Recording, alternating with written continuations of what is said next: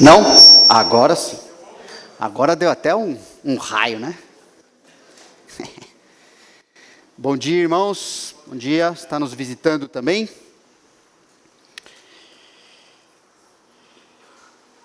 Que a gente continue lembrando que cantamos aqui, que a nossa adoração não seja somente um som, mas uma vida dedicada ao Senhor.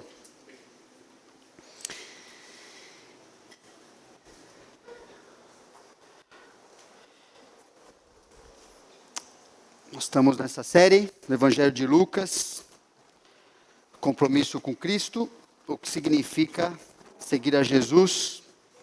Estamos no capítulo 10 de Lucas.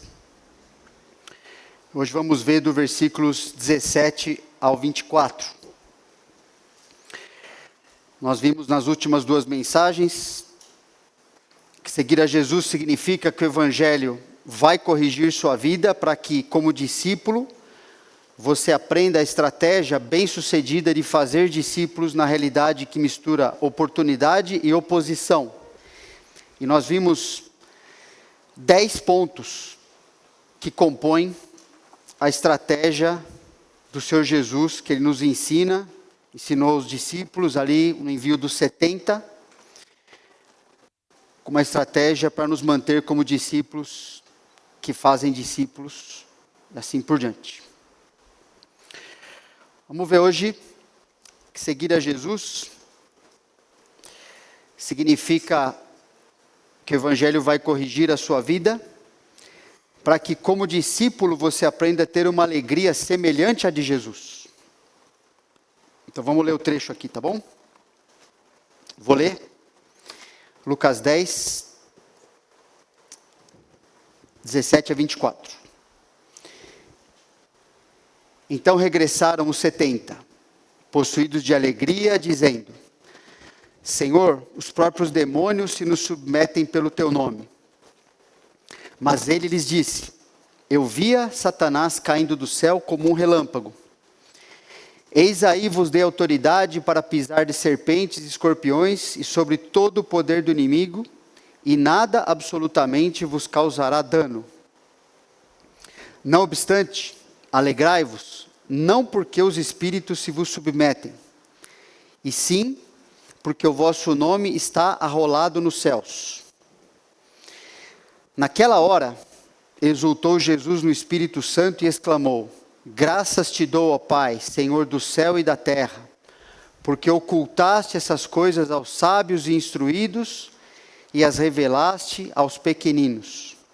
Sim, ó Pai, porque assim foi do teu agrado. Tudo me foi entregue por meu Pai. Ninguém sabe quem é o Filho senão o Pai, e também ninguém sabe quem é o Pai senão o Filho e aquele a quem o Filho o quiser revelar. E voltando-se para os seus discípulos, disse-lhes particularmente: Bem-aventurados os olhos que veem as coisas que vós vedes, pois eu vos afirmo que muitos profetas e reis quiseram ver o que vedes e não viram, e ouvir o que ouvis e não ouviram. Vamos orar? Senhor Deus, agradecemos, porque nós temos esse privilégio de ouvirmos o Senhor por meio da Tua Palavra. Obrigado, porque se estamos aqui é porque o Senhor cuidou de nós, cuidou de coisas que a gente percebeu, outras que a gente não percebeu. O Senhor demonstrou Teu amor de diversas formas, Senhor. Que a gente pudesse estar aqui hoje reunidos no Teu nome, que a gente possa aproveitar esse privilégio e admirarmos ainda mais o Senhor Jesus. Querermos ter a vida como Ele, viver para Ele, termos uma dedicação semelhante a dele, experimentarmos uma alegria que Ele nos ensina. Nos ajuda que a Tua Palavra possa nos alimentar, Senhor. Com certeza ela pode. Pedimos a Tua ajuda para que o nosso coração queira aprender do Senhor Jesus e queira com motivação correta. Não para enchermos nossa cabeça, mas se de fato aprendermos do Senhor Jesus, a gente vai ter uma vida parecida com a dele. A gente vai ser mais humilde. A gente vai se satisfazer naquilo que satisfaz ao Senhor. Que nós te pedimos em nome do Senhor Jesus, amém. Você notou aqui nesse trecho que o tema repetido aqui é a alegria. Tem 4 menções aqui em versículos diferentes, versículo 17, 20, 21 e 23, que falam dessa alegria, de exultar, de se alegrar, de ser bem-aventurado. Então a gente vê aqui, Jesus, quando os 70 voltaram daquela missão de curto prazo, a gente vê primeiramente uma alegria instável, que tem a ver com a alegria daquelas realizações temporárias, não que sejam ruins, né? Mas que tem mais a ver com isso, alegria baseada em realizações temporárias. Por que eles voltaram alegres? Voltaram alegres e impressionados porque até os demônios se submetiam pelo nome de Jesus. Agora a gente entende que eles tinham sido, pelo menos um grupo de discípulos, que eles com certeza estavam juntos, né? Tinham conhecimento, participavam das coisas junto com o Senhor Jesus. Eles tinham visto no capítulo anterior ali, né? A gente viu no capítulo 9, que 10 dos discípulos tinham tentado expulsar um demônio de um jovem e não conseguiram, foram humilhados pelo demônio. E Jesus teve que interferir ali. Jesus admirou deles não crerem no nome, no poder do Senhor Jesus para fazer aquilo que deviam ter feito. Já viu isso? E agora, eles voltaram impressionados e muito alegres, porque até os demônios se submetiam a eles. Servir a Deus sempre gera alegria, porque além de ser um ato de obediência, né, e na Bíblia fala que obedecer a Deus dá alegria, também nos ajuda a focar nas necessidades dos outros. Os discípulos experimentaram grande alegria na missão de curto prazo, que aparentemente tinha sido bem sucedida, percebe? Eles não tem relato que eles foram perseguidos, foram maltratados, né? Eles gostaram de participar daquilo, mas eles voltaram com uma alegria baseada nessa experiência, que para eles era novidade. Para o Senhor Jesus não era, mas para eles era. Por isso que Jesus os corrige, começa a ajudá-los a entender, né? Jesus lhes disse: eu via Satanás caindo do céu como um relâmpago. Então Jesus não está repreendendo porque eles tiveram uma alegria de participar da missão, ok? Mas Jesus precisa começar a corrigir algumas coisas na mente deles. O próprio Jesus afirmou que os poderes das trevas, por meio desse versículo aí, representados ali pelo maioral dos demônios, que é Satanás, havia sido derrotado. Agora, essa construção verbal aqui é uma difícil interpretação. Por causa de uma construção verbal aqui, é difícil de entender, por isso tem 2 opções, né? Jesus falou, eu via Satanás caindo do céu como um relâmpago.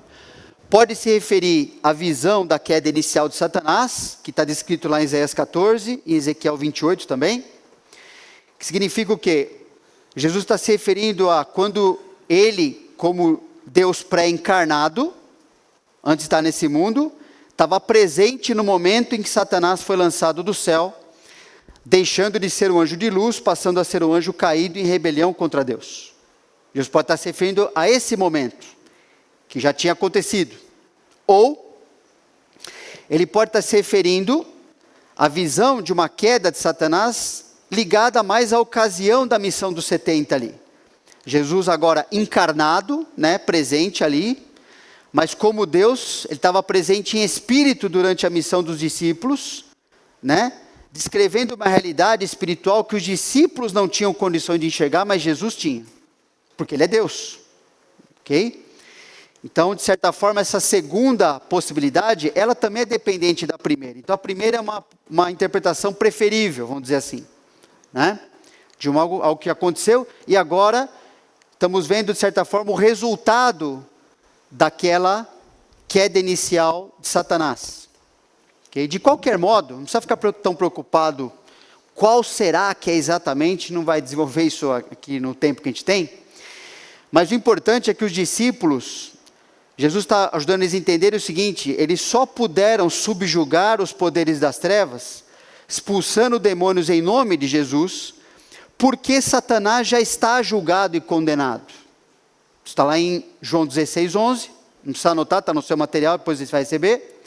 E apesar de ainda agir nesse mundo, tem outros trechos que mostram que Satanás está agindo ativamente nesse mundo, sua ação pode ser restrita sempre que Jesus decidir cumprir certos propósitos em seu plano redentor. Tem outros trechos também que falam sobre isso. Lembra, por exemplo, quando o apóstolo Paulo ali estava em Atos 13 pregando o evangelho para o procônsul, e ali tinha uma pessoa ali tentando atrapalhar, tal. O apóstolo Paulo falou: pera um pouquinho, dá licença um pouquinho aqui. Falou assim: ó, filho do diabo, estava repreendendo um demônio ali de uma pessoa. Falou assim: agora você vai ficar cego ali e vai deixar eu fazer o que eu tenho que fazer aqui. E aquela pessoa ficou distraída, não conseguia enxergar mais nada, e o procônsul creu no evangelho, não por causa da expulsão, mas porque ele percebeu assim: isso aqui é Deus agindo mesmo. Porque ele entendeu o evangelho e creu em Deus, e não foi dada atenção. Não posso falar, ficou lá expulsando e conversando, entrevistando, vendo se que é RG do demônio. Certo? Falou assim: ó, fica quietinho aí. Certo? De qualquer modo, isso é possível, isso era parte do trabalho e das credenciais dos apóstolos, ok? Fazerem isso, para que, sempre que fosse necessário, o plano redentor de Deus não ter impedimento de continuar cumprindo o que Deus queria que acontecesse ali. E Jesus continua falando para os discípulos, Eis aí vos dei autoridade para pisar de serpentes, escorpiões, sobre todo o poder do inimigo, e nada absolutamente vos causará dano. Então o Senhor Jesus garante que por causa da sua autoridade, e uma autoridade delegada aos discípulos, os poderes das trevas aqui, essa expressão serpentes e escorpiões, e o poder do inimigo, serpentes são uma forma figurada de falar justamente do poder do inimigo. Tem outros trechos na Bíblia que mostram isso. Esses poderes das trevas não seriam capazes de frustrar aquela missão. Os poderes das trevas não seriam capazes de frustrar o plano eterno de Deus, o plano redentor de Deus na história da humanidade. Não seriam capazes de ter a menor possibilidade. A maneira como é escrita aqui, nada absolutamente vos causará dano, são 3 negativas aqui na língua, mostrando que não existe a menor possibilidade, não tem nem como acontecer nada que o poder do inimigo possa fazer que traga dano permanente ou prejuízo eterno àqueles que estão vivendo para cumprir a vontade de Deus. Ou seja, os discípulos que fazem discípulos. Falou, tá? É interessante um trecho que Paulo fala sobre isso lá no final da sua vida. Na minha primeira defesa, Paulo está escrevendo as suas últimas palavras antes de morrer, de sofrer ali provavelmente a morte por decapitação no Império Romano. Na minha primeira defesa, ninguém foi a meu favor, antes todos me abandonaram. Que isto não lhe seja posto em conta. Mas o Senhor me assistiu e me revestiu de forças para que por meu intermédio a pregação fosse plenamente cumprida e todos os gentios a ouvissem. E fui libertado da boca do leão. O Senhor me livrará também de toda obra maligna e me levará salvo para o seu reino celestial. A Ele glória pelos séculos dos séculos. Amém. Percebe? Paulo sofreu e sofreu muito para que a pregação fosse cumprida. Inclusive ele morreu na mão dos seus inimigos. Mas o que isso impediu o plano de Deus de prosseguir? Paulo ter morrido? Em nada. Nós estamos aqui hoje porque o evangelho chegou até nós, do jeito que estava chegando naquele tempo também. O que impediu Paulo de ser cuidado por Deus do jeito que Deus planejou? Paulo recebeu várias ameaças de morte durante sua vida, não só ameaças, tentativas de assassinato, pessoas se elas planejaram, elas foram, cumpriram certas coisas, mas Deus falou assim, ó, ainda não é o momento. Exatamente como aconteceu com o Senhor Jesus durante a sua vida, não é? Então, na hora que Deus quis, falou assim, bom, agora por meio da vida do apóstolo Paulo, o que tinha que ser feito por meio da vida dele, acabou. Agora eu levo ele lá para mim. E vou usar o meio que eu achar que eu devo usar. O que impediu Paulo, no meio de todo o seu sofrimento, todas as suas tribulações, sofrimentos de perseguidores, sofrimentos do seu trabalho ministerial, de dentro e fora da igreja, das igrejas que ele fundava, igrejas que ele tentava ir, não conseguia, toda a sua vida, foi uma vida difícil, depois da sua conversão, né? Claro que antes era muito pior, mas depois da sua conversão, né? Muita dificuldade, sofrimento por causa de fazer o que é certo, de viver como discípulo. O que isso impediu?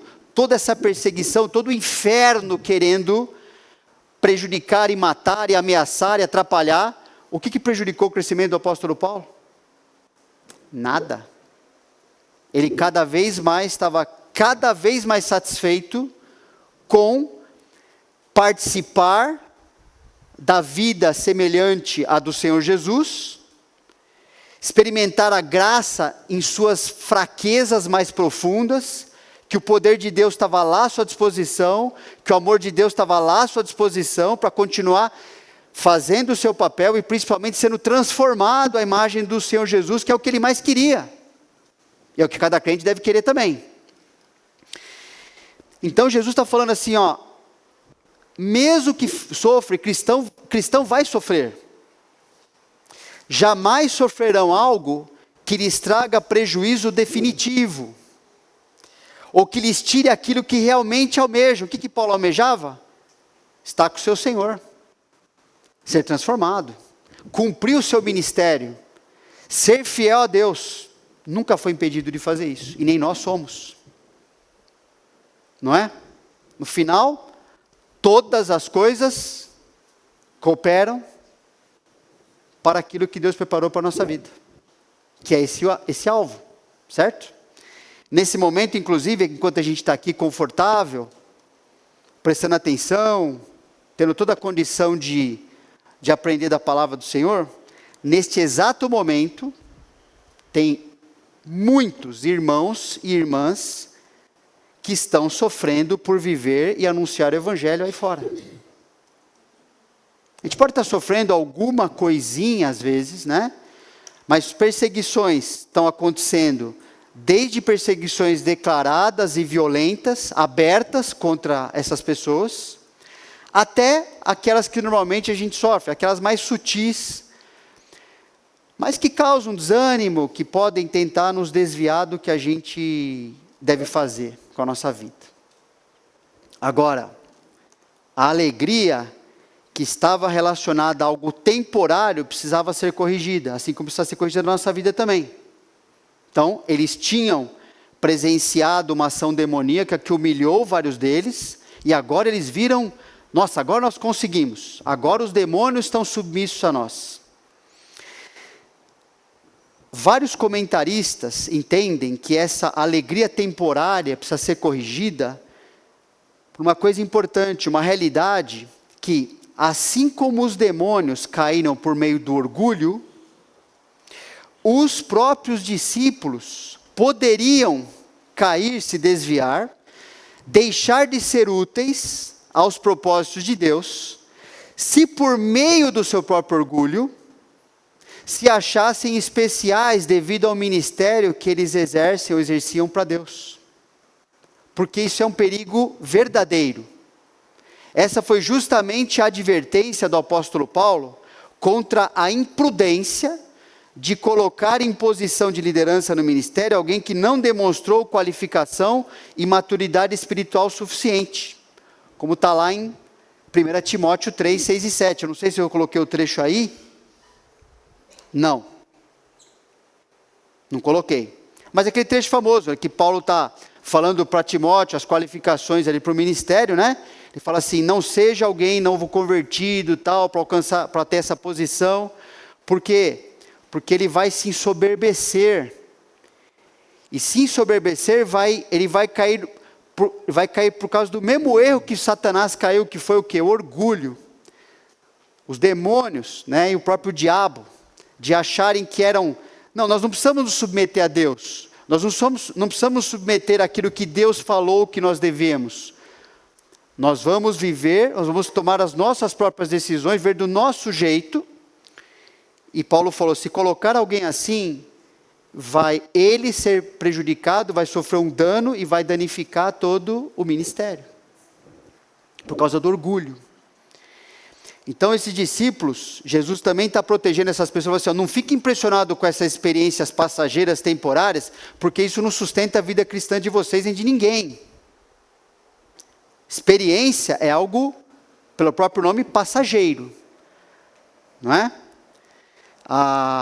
Lembrei até daquele trecho que Moisés, em 2 Coríntios, né, ele procurava, teve aquela experiência de o seu rosto reluzir diante de Deus, teve na presença de Deus, né? E a Bíblia fala que Moisés queria inclusive manter o véu, mesmo que já não estava mais brilhando o rosto dele, mas como forma de aparentar às vezes como se estivesse. Não precisava viver daquela experiência. Não era mais necessário, aquilo foi uma experiência. Teve uma alegria, uma coisa, joia, mas é algo temporário. A alegria não pode estar nisso. Irmãos, nossa vida é muito baseada nisso, muitas vezes. Começa a perceber as coisas realmente nas quais a gente se alegra, que necessariamente não estão erradas, as coisas que a gente se alegra. Mas perceba quanto que a gente exulta de alegria em algo que é muito mais temporário do que eterno. Passageiro do que coisas que realmente estão construindo um caráter definitivo na nossa vida, estão nos transformando de verdade. Procura pensar um pouco na sua vida, né? Porque expulsar demônios, lá em Mateus 7, 22, fala que até descrentes, existe a possibilidade até mesmo de descrentes poderem fazer coisas em nome de Jesus, e é incluído ali a expulsão de demônios. Jesus não está questionando se eles fizeram ou não. Pode ser que tenha essa possibilidade, pode ser que não tenha. Jesus está simplesmente falando assim, baseado no que vocês estão falando, que fizeram isso, e curaram, e profetizaram, e expulsaram demônios. Jesus falou assim, isso não é tão importante assim. Isso não é evidência, né? Isso não significa praticamente nada diante de Deus. Por quê? Porque Jesus tem uma outra alegria para aqueles que pertencem a Ele. Experiências, mesmo aquelas que tivemos ou temos com Deus, não significa uma vida de comunhão verdadeira e estável com Deus. Porque a gente nem tem condições de julgar a experiência se ela vem ou não de Deus, pessoal. Pode vir e pode não vir. Isso não é marca de maturidade, nem de comunhão, nem de intimidade com o Senhor. Só que hoje em dia, isso tem sido alçado a como se fosse, né? E não garante uma vida de fidelidade a Deus. Por isso Jesus falou assim, legal, estou feliz por causa disso aqui, tiveram uma experiência assim, mas eu vou corrigir algumas coisas aqui. Aonde deve de fato basear a sua alegria, do jeito que se baseia a minha alegria. Ok?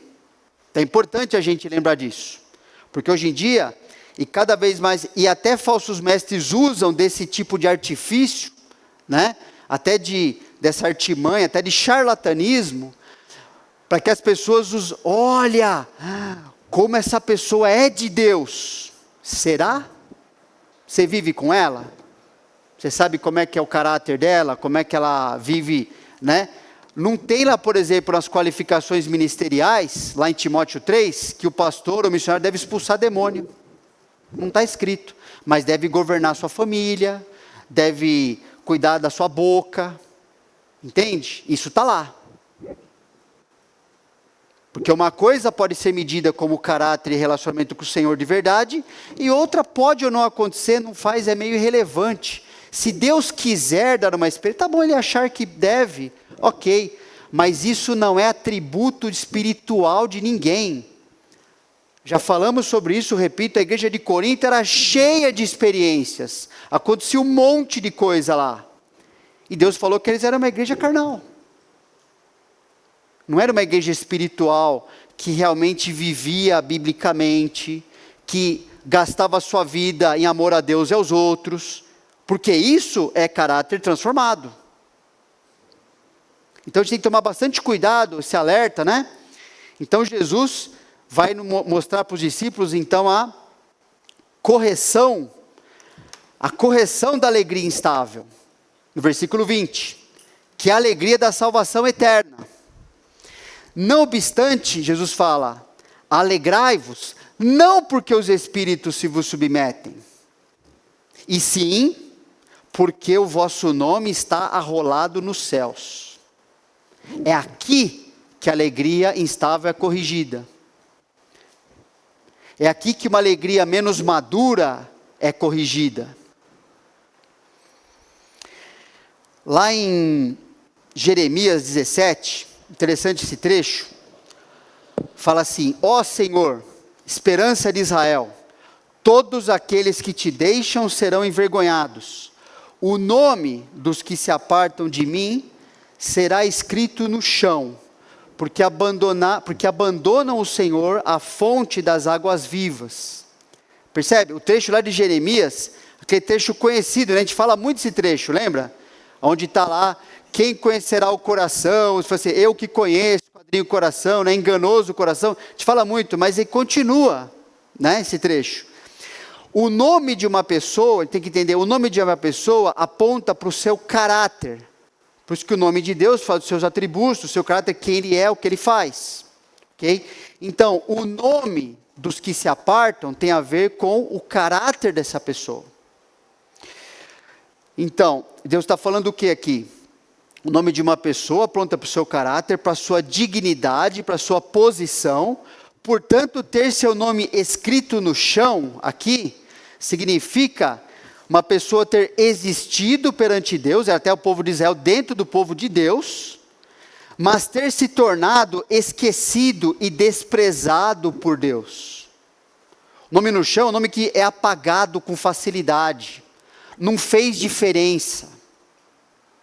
No contexto de Jeremias 17, esse é o tratamento humilhante que receberão aqueles que trocam Deus por seus ídolos inúteis, que o capítulo fala disso.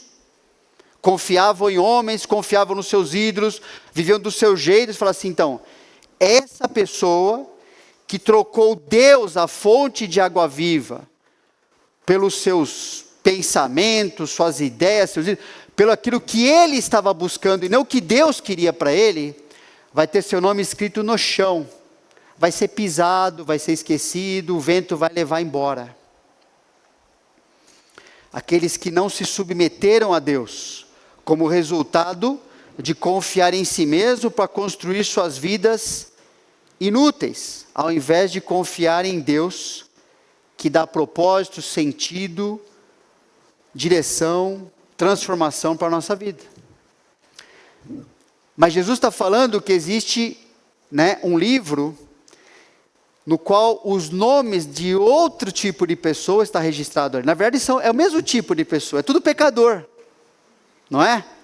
Falou assim, a alegria de vocês deve estar porque o seu nome está arrolado nos céus. Existe um livro de registro, a Bíblia fala, que se chama o livro da vida.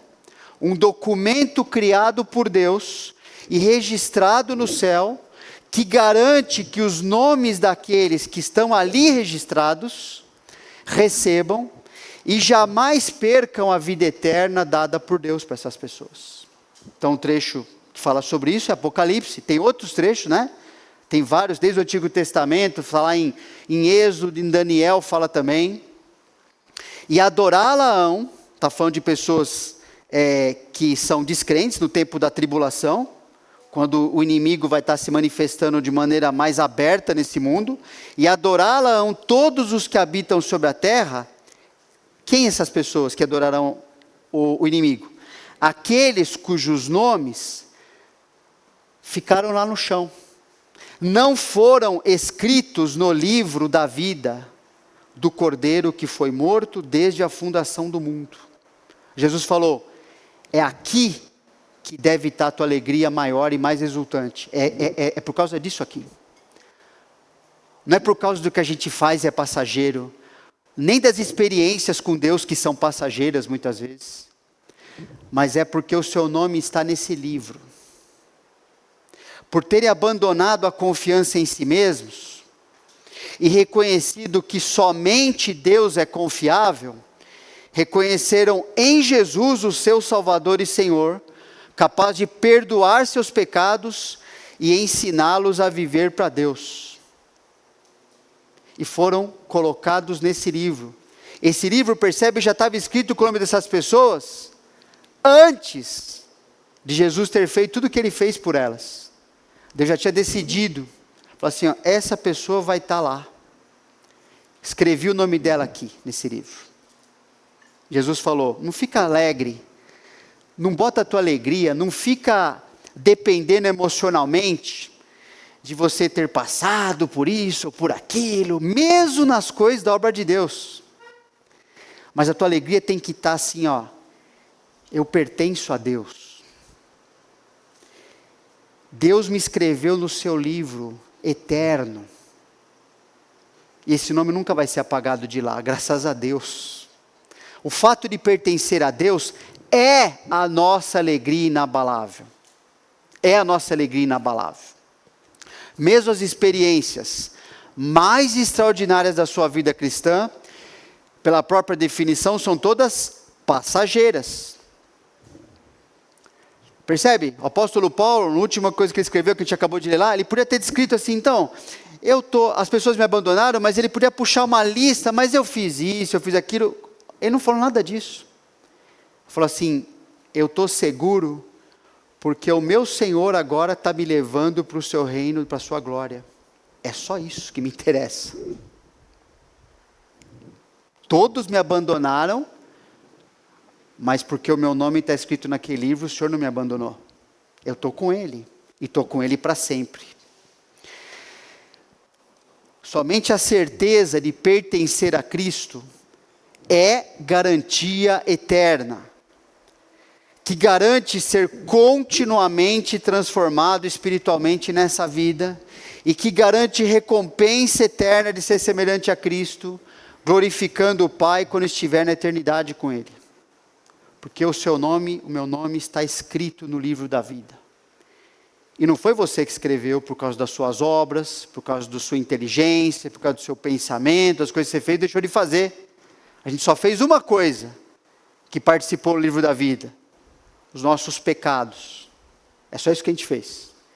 E Deus falou, apesar disso, eu vou escrever o nome no livro da vida, e meu filho um dia vai resgatar vocês, e vocês vão saber que seu nome está lá no livro da vida. E é isso que tem que estar a sua alegria. O problema, irmãos, é que hoje em dia, mesmo como cristãos, a gente está impressionado com muita coisa que a gente quer fazer parte, colocar no nosso currículo espiritual, porque eu faço isso, porque eu conheço tal pessoa, porque eu tirei a foto com fulano, porque é muita coisa que lá dentro, Deus e você também sabe, que você está se alegrando com coisas. E estas coisas, às vezes, o perigo é se transformarem os motivos da nossa alegria mais profunda, que tem a ver com pecadores ou experiências passageiras nos trazerem aprovação, e isso que Jesus falou se tornar secundário. Seja a parte espiritual, assim, coisas para Deus, seja a nossa parte profissional, a gente gosta muito, pessoal, de apresentar o nosso cartãozinho para as pessoas, baseado naquilo que eu posso fazer algo, naquilo que eu quero que as pessoas me conheçam, baseado no que eu quero que elas me enxerguem. Jesus falou, sabe, discípulos, vocês deviam estar com alegria exultante por um motivo. Você está escrito no livro da vida, você pertence a Deus.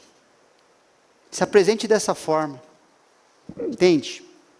Porque inclusive até a capacidade de fazer coisas temporárias, a Bíblia fala, inclusive lá em Deuteronômio, que até a saúde, até o oxigênio que a gente é capaz de absorver para viver, é porque teu nome está nesse livro.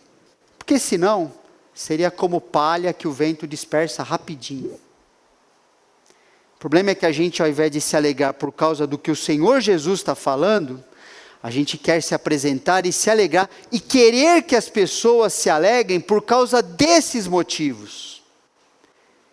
Isso é perigoso. A inveja se alimenta disso. Competição, reputação humana,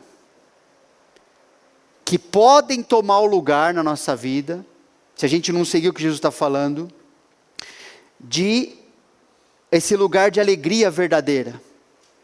E quando essas coisas, se Deus achar no seu plano que devem ser tiradas, ou mexidas um pouquinho nessa panela aí, o que acontece com a pessoa?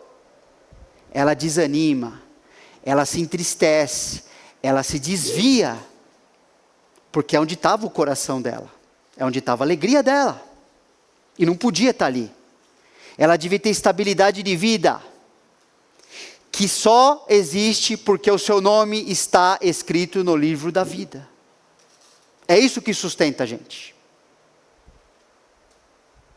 Se eu me tornasse um absoluto inútil aos propósitos de Deus, se a minha mente, e pode ser que isso aconteça em algum momento, né, ficasse inutilizado, conseguisse nem raciocinar mais nada para Deus, ficasse inutilizado fisicamente, mentalmente, eu estaria seguro, irmãos. Eu não quero que aconteça comigo, nem com ninguém aqui. De verdade. Mas eu teria seguro, porque o meu nome está escrito naquele livro. E ainda que as pessoas falem assim, nossa, olha que ser inútil ali. Que pessoa que não serve para nada aos olhos humanos. Pouco importa. Porque o meu nome está no livro. A nossa alegria, Jesus falou, tem que estar por causa disso. Seja a gente com currículo, que as pessoas, nossa, como você é bonito, como você é importante. Ou seja, com um currículo que você só pode apresentar um fato. Esse fato é o que vale a pena diante de Deus. Porque esse fato exalta não você, exalta o Senhor. Ele escreveu, e ele escreveu o seu nome lá com tinta vermelha. Não é? E a gente sabe disso. Para ele botar teu nome lá e o meu, custou tudo para ele. Para nós não custou absolutamente nada. Para ele custou absolutamente tudo. E é isso que a gente devia estar preocupado e se alegrando. Se tivesse alegrando no lugar certo, que falta de alguma coisa realmente vai tirar nossa alegria, pessoal? Não vai acontecer isso. Não é? Jesus então continua desenvolvendo o resultado dessa alegria inabalável. Que alegria que a gente aprende com Ele, com o Senhor Jesus. Então Jesus vai falando sobre a alegria de compreender e confiar no plano de Deus, no versículo 21. Então naquela hora, percebe, a alegria do Senhor Jesus. Jesus exultou Jesus no Espírito Santo. Uma alegria espiritual. É a única passagem nos evangelhos que fala Jesus tendo esse tipo de sentimento, de atitude aqui, que acontece com o Senhor Jesus. Jesus tinha uma vida de sofrimento, de dores, a Bíblia fala. E é registrado esta única vez nos evangelhos. E é importante então, como é importante esse motivo pelo qual Jesus faz isso. Ele exultou no Espírito, se alegrou muito no Espírito Santo e exclamou, graças te dou, ó Pai, Senhor do céu e da terra, porque ocultaste essas coisas aos sábios e instruídos, e as revelastes aos pequeninos, sim, ó Pai, porque assim foi do teu agrado. Percebe? Compreender o plano de Deus, não porque em nós mesmos somos capazes disso, nós não somos capazes, nós éramos mortos e cegos, chegávamos nada em relação a Deus, nem queríamos enxergar, a Bíblia fala, mas nós compreendemos, nós enxergamos porque Deus nos escolheu para isso, Deus decidiu que pessoas como nós, consideradas ignorantes pelos que se consideram entendidos, Jesus está fazendo aqui uma comparação entre aquelas pessoas que eram tidas como comuns, que é nós, somos nós, com aqueles que entendidos, ainda da época do Senhor Jesus, que eram os religiosos da época, né? Os fariseus achavam que eles sim tinham entendimento, que eles que tinham conhecimento, eles que eram sábios. Tem um trecho lá que eu coloquei no material, você vai receber, que fala assim, as pessoas estavam seguindo a Jesus e os fariseus falavam assim, ó, deixa essa plebe ignorante, não sabem nada, deixa eles seguirem lá Jesus. Não estão aqui conosco, no grupo seleto de sábios e entendidos. Estas pessoas que foram consideradas como pequeninos, como ignorantes, foi essas para as quais Deus decidiu se revelar. E não para os orgulhosos. Não para aqueles que se acham tanto que nem precisam pensar em Deus. Foi para pessoas como nós, e é bom a gente se enxergar dessa forma. Nós somos os pequeninos, e ainda bem que nós fomos pequeninos, porque fomos nós, as pessoas que Deus escolheu, que receberiam a revelação do seu plano e reconheceriam a Jesus como seu Salvador e Senhor. Então não tem cristão nenhum diante de Deus que é cristão porque é alguma coisa anterior a Cristo. Não é nada para Deus. É importante a gente entender isso. Não tem nada a ver com alguém ter algum mérito. Mas Jesus está falando, foi do teu agrado, foi por causa da tua vontade benevolente, Deus. O Senhor estendeu a tua bondade, o Senhor quis estender a tua bondade para pessoas que em si mesmas jamais teriam condições de entender, de querer e de receber algo do Senhor. Então Jesus está exultando aqui pelo fato de que pessoas como nós puderam receber, compreender e confiar no plano de Deus. E está nos ensinando que é por causa disso que a gente tem que se alegrar. E sempre, se alegrar todo dia. Jesus continua, falando da alegria, da intimidade com Deus. Tudo me foi entregue por meu Pai. Ninguém sabe quem é o Filho, senão o Pai. E também ninguém sabe quem é o Pai, senão o Filho e aquele a quem o Filho quiser revelar. Pessoas como nós, serem convidadas a anunciarem o plano de Deus, já é um privilégio inimaginável. Né? A gente anunciar, olha, Deus fez isso, fez aquilo, me alcançou, também quer alcançar você, por causa do Evangelho, tal. Mas você percebe, Jesus está falando aqui algo um pouco diferente, um pouco mais profundo aqui. Nós fomos convidados, quando nós fomos salvos, nós fomos chamados, fomos convidados a ser parte do plano de Deus. Percebe?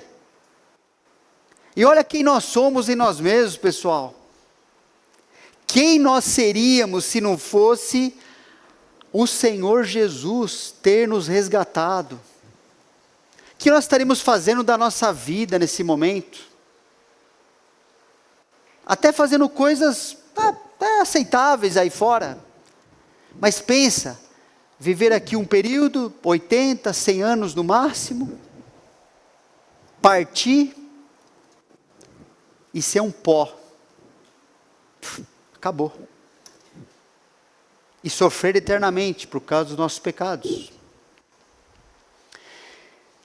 Não só Jesus chamou os discípulos a proclamarem o seu plano, Jesus está falando que eles são parte do plano. Percebe? O círculo de intimidade, Jesus está falando aqui, o círculo de intimidade que existe e sempre existiu entre o Pai e o Filho, aquele conselho íntimo que você vê no Novo Testamento, aqueles textos que Deus, no seu conselho, Ele convida pessoas para participarem da sua intimidade, das suas decisões, por meio do qual a Trindade realiza todas as coisas. Essas coisas que não podem ser questionadas, não podem ser frustradas por nada ou por ninguém, foi estendido graciosamente a nós pecadores. É o que Jesus está falando aqui, né?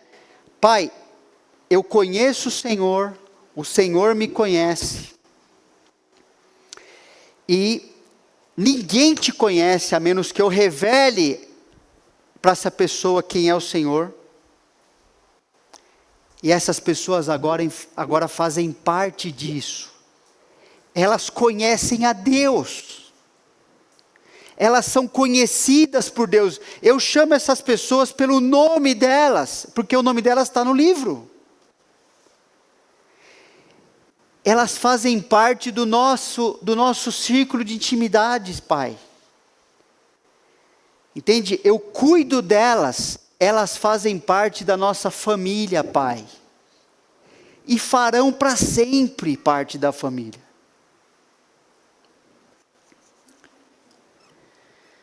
Será que assim como Jesus, essa é uma alegria verdadeira que você possui? É nisso que você pensa na semana? Sua comemoração mais profunda e exultante é por causa de realizações passageiras que têm a ver com seus projetos, até mesmo vitórias pessoais, até mesmo coisas que você faz para Deus? Ou porque Deus olhou para a sua indignidade e rebeldia e o escolheu para fazer parte da sua família celestial? E porque você faz parte da sua família celestial, absolutamente tudo em sua vida é cuidado e conduzido por Deus, de tal maneira que alcance o eterno propósito de fazê-lo glorificar a Deus perfeitamente, à medida que você vai alcançando a semelhança do seu Filho Jesus Cristo, porque quanto mais parecidos com Jesus, mais perfeitamente a Deus a gente o glorifica, a gente o mostra para as pessoas e para nós mesmos. Quem que realmente governa a nossa vida, o que realmente a gente está atrás, não é?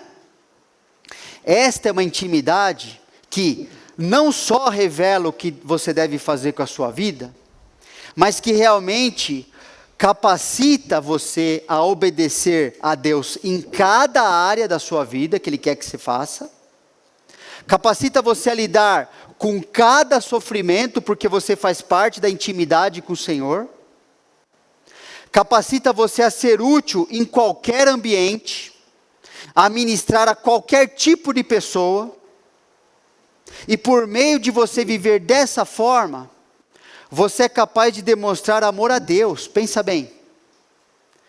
E este amor ser aceito por Ele como algo verdadeiro. Nós odiávamos a Deus, agora nós podemos mostrar a Deus, eu te amo, e Deus fala assim, eu sei que você está me fazendo isso porque você me ama. Pensa, nós que não estávamos nem aí para o Senhor, estávamos perdidos e banidos por merecimento da sua presença. Deus aceita o nosso amor a Ele agora. Por isso Ele faz, todas as coisas cooperam para aqueles que o amam. Deus aceita. E sabe como aquele pai, né, que a gente não faz as coisas como devia fazer, de maneira imperfeita, todas elas. Mas Ele é nosso Pai. Ele ama a gente. Ele cuida. Ele aceita. Pessoal, se a nossa alegria não estiver nisso, vai estar no quê? Vai buscar amor de quem? Vai buscar mostrar algo para quem? Que realmente satisfaça a nossa vida. Não existe. Fomos aceitos por Deus, fomos aceitos no amado, em Jesus. Está tudo certo para sempre.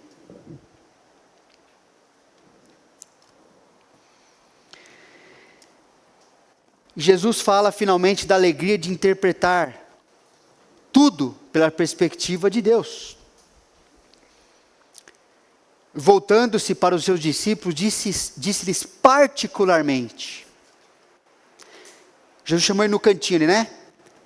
Quero falar para vocês aqui.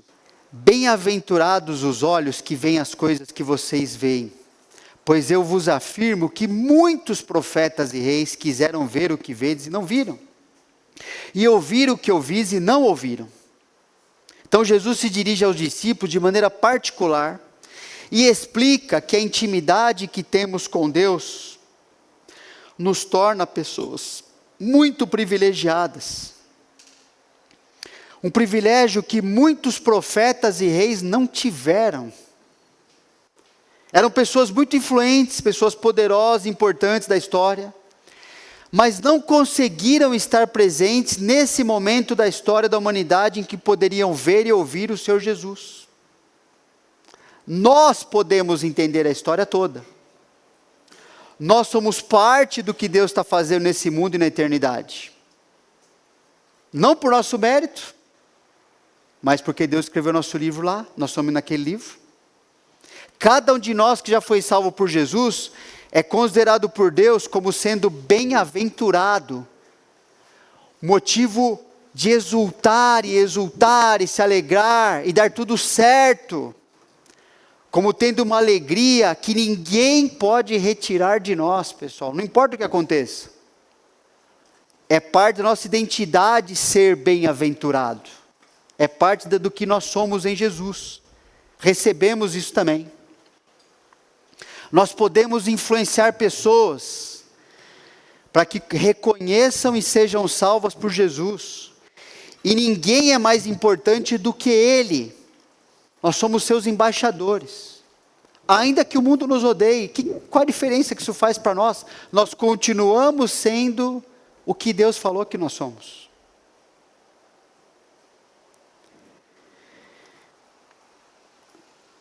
Cada dia que acordamos, Jesus nos dá o direito e o privilégio de poder falar aos outros: eu conheço a Deus e Ele me ama.